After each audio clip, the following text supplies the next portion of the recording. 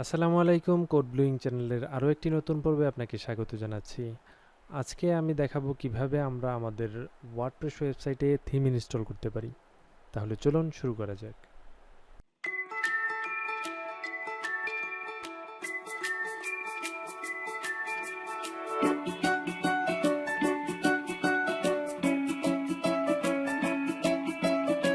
WordPress ওয়েবসাইটে theme install করার জন্য দুইটি পদ্ধতি রয়েছে। একটি হচ্ছে ড্যাশবোর্ডে আপলোডের মাধ্যমে, আরেকটি হচ্ছে যে সরাসরি রুট ফোল্ডারে আপলোডের মাধ্যমে। আমি দুইটা পদ্ধতিতে আজকে দেখাবো কিভাবে আমরা থিম ইনস্টল করতে পারি। তো প্রথমেই দেখাবো কিভাবে ড্যাশবোর্ডের মাধ্যমে আমরা থিম ইনস্টল করতে পারি। তো ড্যাশবোর্ডের মাধ্যমে থিম ইনস্টল করার জন্য আমাদেরকে যেটা করতে হবে, প্রথমে আমাদের ওয়েবসাইটে লগ ইন করতে হবে। আমি যেহেতু লোকাল সার্ভার অর্থাৎ আমাদের লোকাল কম্পিউটারে কাজ করছি, এজন্য আমি আমার ওয়ার্ম সার্ভারটা চালু করে নিয়েছি, বা আপনিও আপনার সার্ভার যে কোনো সার্ভারটা চালু করে নিতে পারেন, সেটা ওয়ার্ম জ্যাম যাই হোক। চালু করে নেওয়ার পরে আমরা আমাদের ওয়েবসাইটের ড্যাশবোর্ডে ঢোকার জন্য আমি লিখছি লোকাল হোস্ট। আমি গত পর্বে একটা প্রজেক্ট নামে একটা নতুন প্রজেক্ট ক্রিয়েট করেছিলাম, তো আমি সেই প্রজেক্টে ঢুকবো। এটা আমার আপাতত ওয়েবসাইট। এখান থেকে আমি প্রজেক্ট, দেন আমি পাসওয়ার্ডটা দিয়ে দিব। পাসওয়ার্ড দিয়ে আমি এখন আমার ওয়ার্ডপ্রেস ওয়েবসাইটের ড্যাশবোর্ডে প্রবেশ করেছি। এখানে ড্যাশবোর্ডের মধ্যে আপনি বাম পাশে মেনুর মধ্যে যে একটা অপশন পাবেন অ্যাপিয়ারেন্স থেকে আরেকটা অপশন পাবেন থিমস। তো এই থিমসে গেলে আমরা এখান থেকে মূলত আমাদের এই ওয়েবসাইটের যে থিমটা আছে সেই থিমটাকে চেঞ্জ করতে পারবো বা কাস্টমাইজ করতে পারবো। আপনারা অনেকেই হয়তো জানেন না যে ওয়ার্ডপ্রেসের থিম আসলে কি। তো থিম বলতে মেইনলি যেটা বোঝায়, আমরা যদি আমাদের ওয়েবসাইটটাকে একটু দেখি, এটা হচ্ছে ওয়ার্ডপ্রেসের বাই ডিফল্ট যে থিমটা ইনস্টল করা আছে বা অ্যাক্টিভ করা আছে সেই থিমটার ইন্টারফেসটা এরকম। থিম বলতে মূলত ওয়ার্ডপ্রেসের কিছু যে এক্সটেন্ডেবল যে ফাংশনালিটিগুলো আছে সেই ফাংশনালিটিগুলোর কম্বাইন্ড একটা বিষয়। এখানে এই একটা থিমের উপর ডিপেন্ড করে যে এই ওয়েবসাইটের ইন্টারফেসটা কীরকম হবে, এই ওয়েবসাইটের ফাংশনালিটিটা কীরকম হবে, এইটা একটা মূলত একটা থিমের উপর বেস করেই একটা ওয়ার্ডপ্রেস ওয়েবসাইটের ফাংশনালিটি বা ইন্টারফেসটা হয়ে থাকে। তো এই থিমের বাইরেও আরেকটা বিষয় রয়েছে, সেটা হচ্ছে যে প্লাগইন। তো যাই হোক, প্লাগইন নিয়ে পরবর্তীতে আমি আরও একটি টিউটোরিয়াল করব।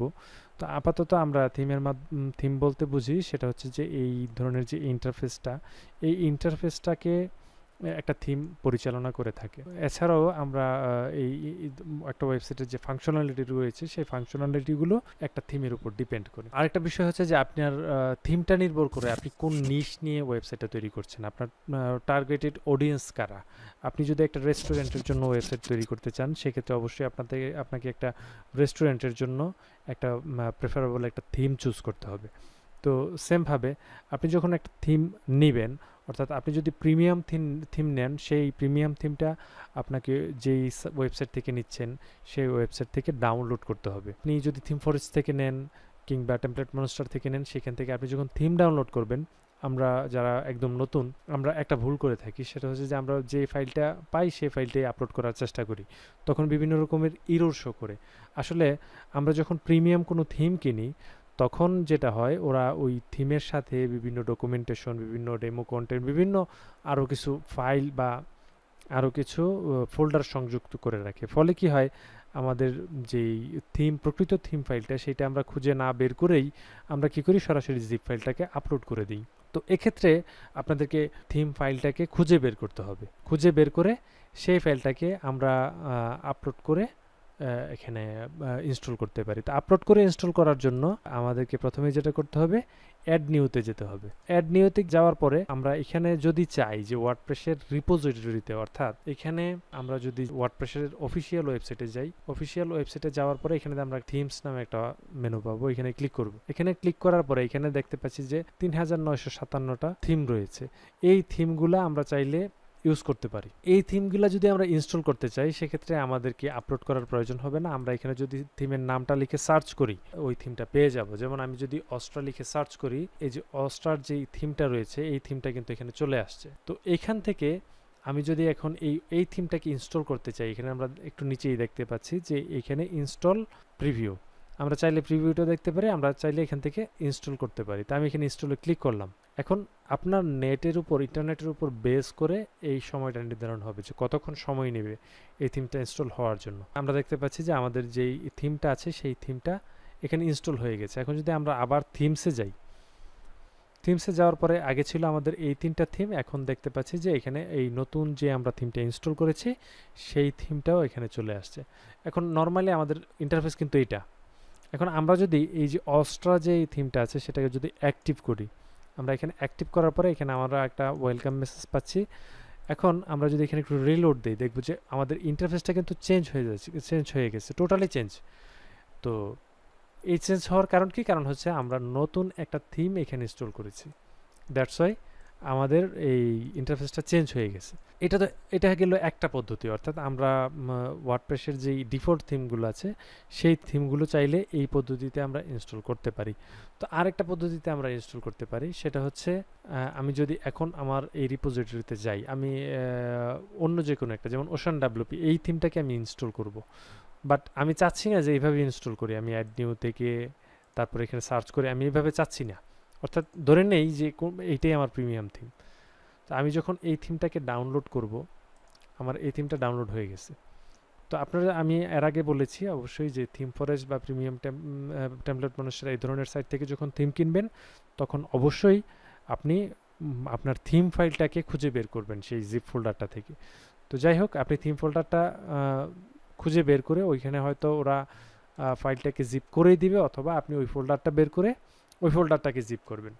তো সেমভাবে এরকম জিপ করার পরে তো আমরা যেটা করব সেটা হচ্ছে যে আমাদেরকে, এইটা হচ্ছে আমাদের মূল থিম ফাইল। আরেকটা বিষয়, আপনি জিপ ফোল্ডার থেকে, অর্থাৎ প্রিমিয়াম থিমের মধ্যে কিভাবে বুঝবেন যে কোন ফাইলটা আপনার থিমের ফাইল, সেটা বোঝার সহজ পদ্ধতি হচ্ছে আপনি ওই ফোল্ডারটাকে ওপেন করবেন। ওখানে অনেকগুলো ফোল্ডার থাকবে, সেখানে প্রত্যেকটা ফোল্ডার ওপেন করবেন। ওপেন করে আপনি দেখবেন যে ওইটার ভিতরে এই যে ফাংশনস ডট পিএইচপি, এই ফাইলটা কোন ফোল্ডারের ভিতরে আছে।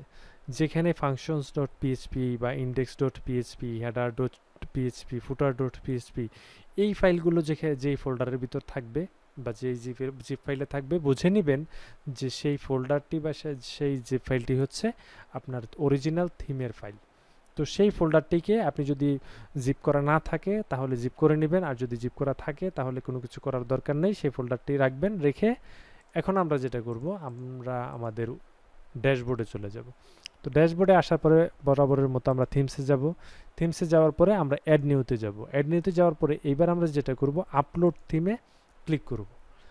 আপলোড থিমে ক্লিক করার পরে আমরা এখান থেকে ব্রাউজে যাব। ব্রাউজে গিয়ে আমি একটু আগে যে থিমটি ডাউনলোড করেছি ওশান ডাব্লিউপি, এখানে ক্লিক করব। এখানে ক্লিক করে এখানে এই ফাইলটি সিলেক্ট করে আমি এখানে ওপেন দেব। ওপেন দেওয়ার পরে এই ফাইলটি এখানে সিলেক্ট হয়ে যাবে, দেন ইনস্টল নাও ক্লিক করব। আমরা একটু দেখতে পাচ্ছি যে যেহেতু আমরা আমাদের লোকাল সার্ভার, অর্থাৎ আমাদের কম্পিউটারে কাজ করছি, এজন্য এটি খুব দ্রুতই আপলোড হয়ে গিয়েছে। আপনি যদি অনলাইনে আপলোড করতে চান, অর্থাৎ আপনার লাইভ সার্ভারে আপলোড করতে চান, তাহলে হয়তো একটু সময় নিতে পারে। তো আমরা দেখতে পাচ্ছি যে আমাদের থিম ফাইলটি আপলোড হয়ে গিয়েছে। এখন যদি আমরা চাই তাহলে এখান থেকে আমরা অ্যাক্টিভ করতে পারবো। আমরা যদি থিমসে যাই, আমরা দেখতে পাচ্ছি যে এখানে ওশান ডাব্লিউপি যে থিমটি রয়েছে সেই থিমটিও এখানে চলে আসছে, অর্থাৎ আমাদের এই ওয়েবসাইটে এখন 5টা থিম ইনস্টল করা আছে। তো আমি যদি ওশান ডাব্লিউপিকে অ্যাক্টিভ করতে চাই, আমি অ্যাক্টিভ করলাম। অ্যাক্টিভ করার পরে এখানে যদি রিলোড দিই, দেখতে পাবো যে আমাদের যে ইন্টারফেসটা এটা আবার চেঞ্জ হয়ে গেছে। অর্থাৎ প্রত্যেকটা থিমের উপর বেস করেই ইন্টারফেসটা চেঞ্জ হবে।